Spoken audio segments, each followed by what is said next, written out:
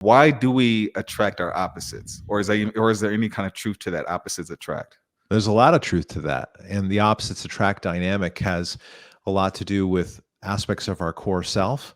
One example would be the way that men are socialized and conditioned in the family system, in society. We got messages like boys don't cry. And when young boys or young men show emotion, they might be bullied for that. They might be picked on for that. They might be called names if they're sensitive. So a lot of guys learn that it's better to be tough and stoic and hardened and to not show any vulnerability, right? Don't let them see blood. And we become conditioned over time because there are incentives for us or things that we want to avoid. We certainly don't want to be picked on, criticized, bullied. We don't want to be seen as weak. And we develop certain strengths. Like a lot of guys are really great at thinking and acting, which is more of a logical approach to life.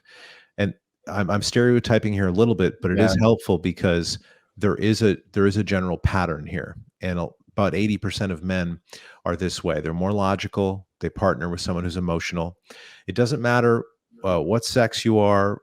It doesn't matter what gender you are. You typically end up in a partnership where you've got this opposites dynamic. You can think of it as a yin yang, masculine, feminine, whatever you want, emotional, logical, avoidant, anxious. There's usually this thing going on. And it happens because our psyche is actually picking someone to help us grow. We're actually picking someone that has different strengths.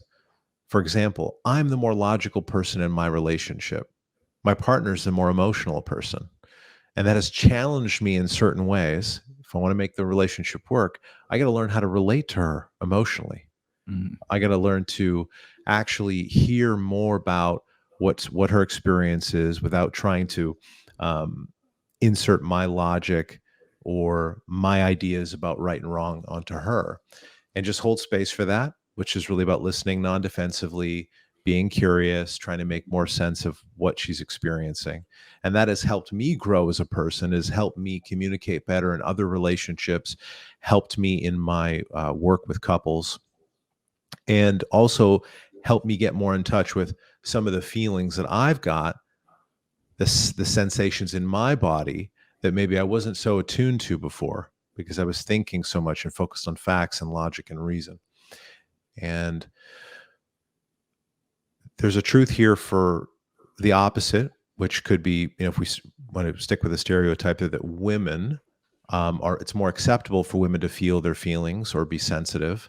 And so they develop more of a strength and a capacity in that realm. Mhm. And our psyche actually recognizes this and is drawn towards that opposites dynamic. This is really all part of Harvard Hendricks's theory, and it's what I'm certified in, IMAGO. I'm certified as an IMAGO clinical therapist.